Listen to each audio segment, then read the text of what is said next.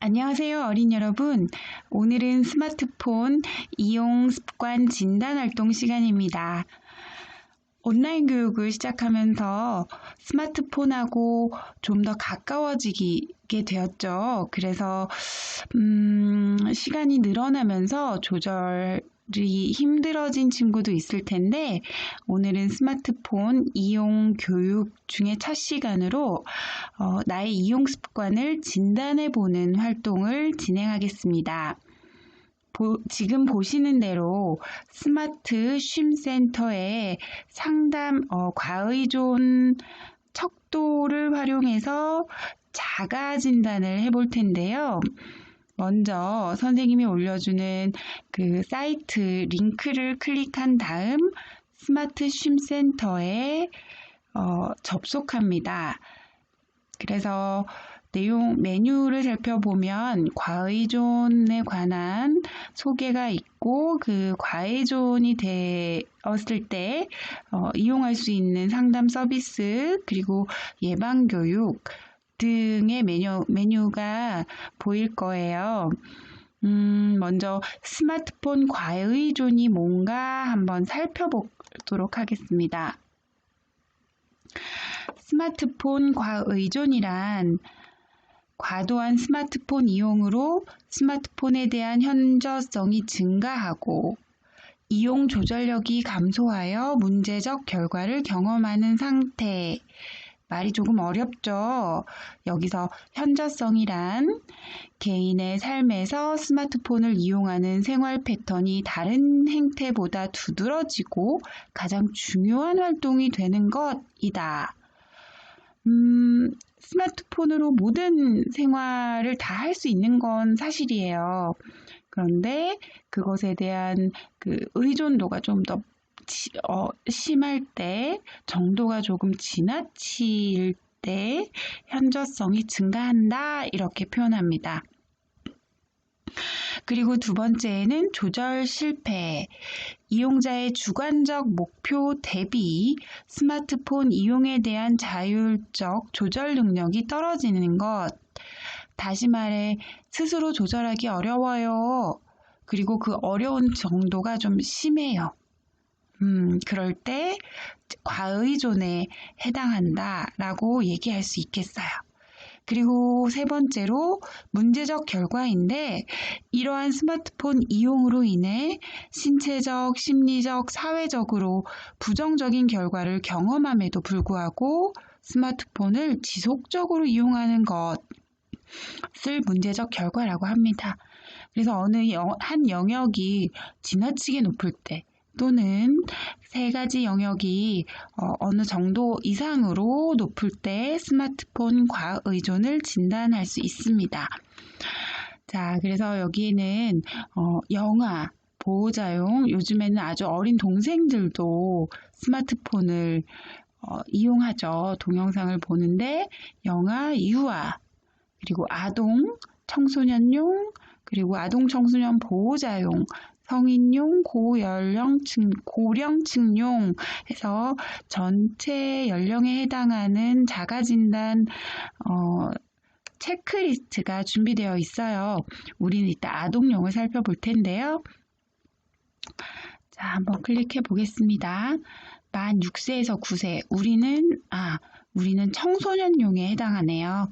우리 친구들은 4학년 11세, 만 10세에 해당하겠죠. 그래서 만 10세용 체크리스트를 활용해서 과의존 진단을 해보겠습니다. 먼저 스마트폰 과의존에 대한 문제인식이 첫 단계예요. 나는 조금 스마트폰에 지나치게 의존하는 것 같다.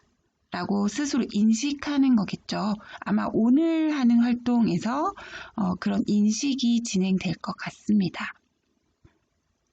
스마트폰 과의존은 나뿐만 아니라 나의 신체와 정신건강뿐만 아니라 가까운 사람들과의 관계 그리고 안전에도 해롭습니다. 그리고 모든 연령 중에 청소년, 지금 여러분이 속해 있는 만 10세에서 19세의 비율이 가장 높다고 합니다. 그리고 사용 상태 점검이 2단계인데요. 평소 스마트폰을 어떻게 사용하고 있는지 스스로 점검합니다. 조금 뒤에 함께 해볼 텐데요. 과의존 진단 또는 과의존 척도를 이용해서 진단을 한번 스스로 해볼 거예요.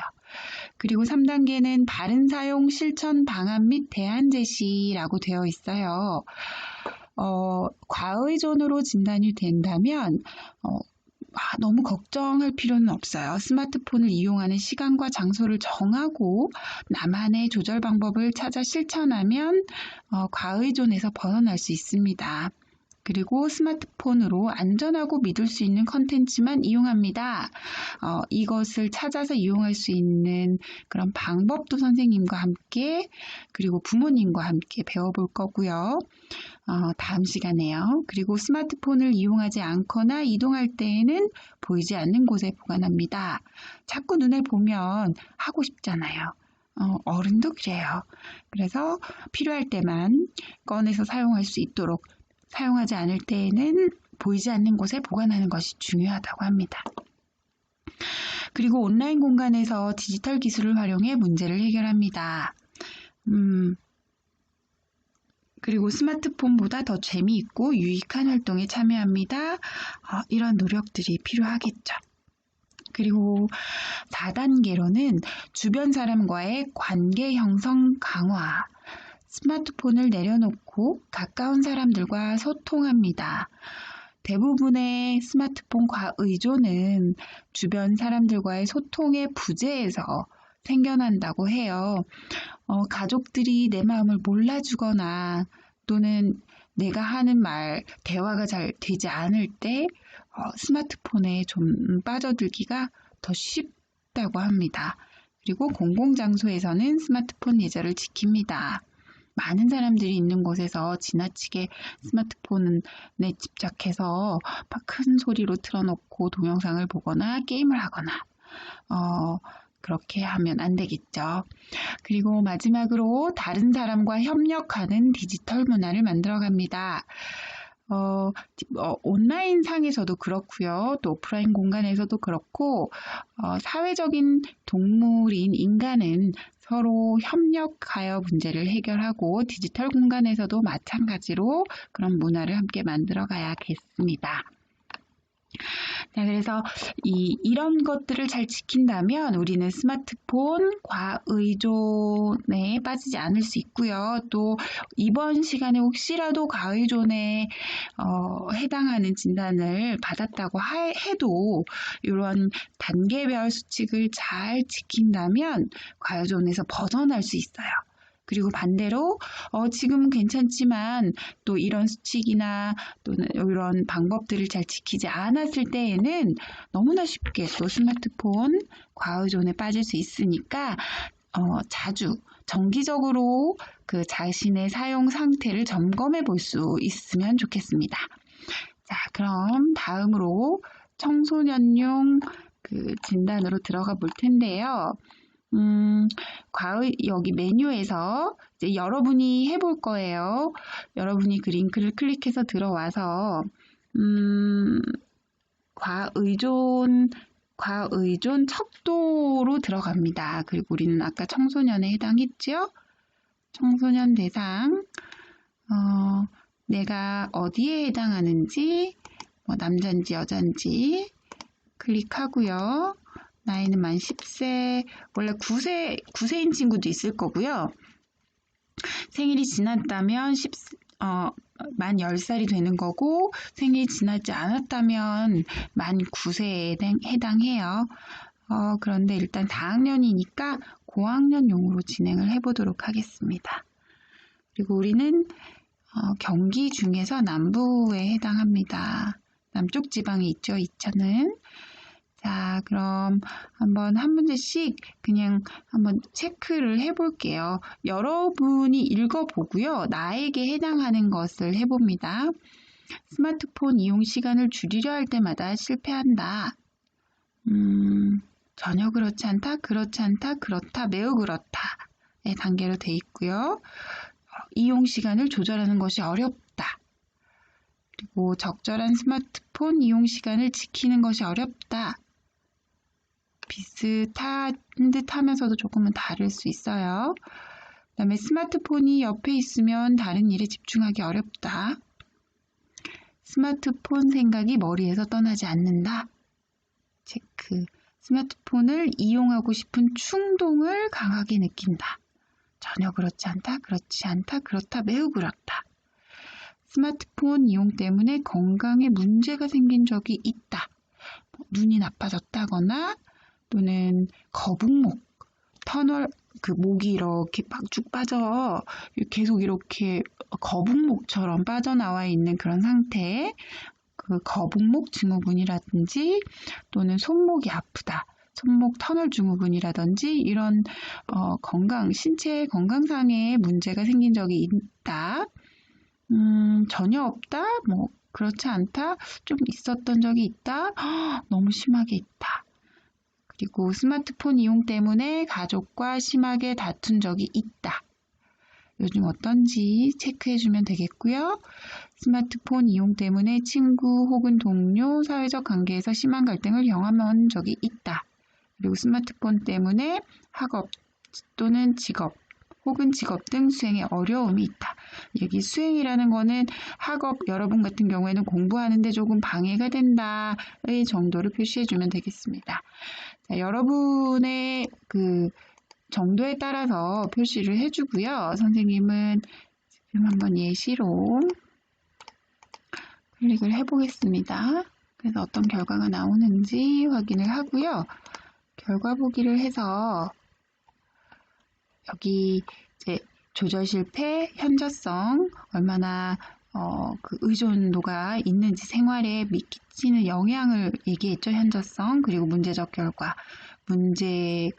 그것으로 인한 생활적인 문제가 얼마나 있는지에 대해서 이렇게 내용이 나오고요. 그 다음에 점수도 36점 만점으로 나옵니다. 그리고 여러분이 좀 읽어봐야 되는 것이 이것, 잠재적 위험 사용자군. 선생님이 체크한 내용은 그건데요. 스마트폰 사용에 대한 조절력이 약화된 상태이며 그로 인해 이용시간이 증가하여 대인관계 갈등이나 일상의 역할에 문제가 발생하기 시작한 단계로 ICT 역량 발달에 부정적인 영향을 미칠 위험성이 존재한다. 그래서 그것에 대해서 어떻게 해야 되냐면 스마트폰 과의존 위험을 깨닫고 스스로 조절하고 계획적으로 사용하도록 노력한다. 그리고 스마트폰 과의존에 대한 주의가 요망된다. 라고 진단이 나왔습니다. 그렇다면 좀 아까 말했던 그 예방적인 생활 수칙을 좀 더 적극적으로 실천할 수 있는 세도가 필요하겠죠. 그래서 여러분은 어떤 결과가 나왔는지, 잠재적 사용자군인지 이 결과를 선생님에게 공유를 해주면 되겠습니다. 자, 그래서 그 방법은요,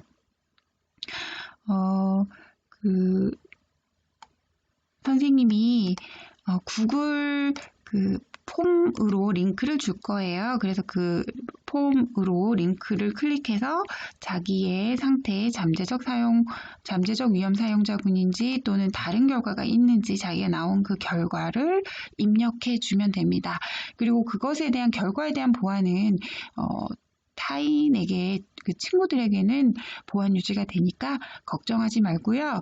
선생님이 여러분의 생활 습관, 그 스마트폰 의존도에 대해서 개선하는 데 도움을 주기 위한 자료로만 활용을 할 거니까 너무 걱정하지 말고, 지금 과의존으로 나왔다 하더라도 앞에서 말했던 것처럼 생활수칙을 지켜나간다면 과의존에서 벗어날 수 있어요.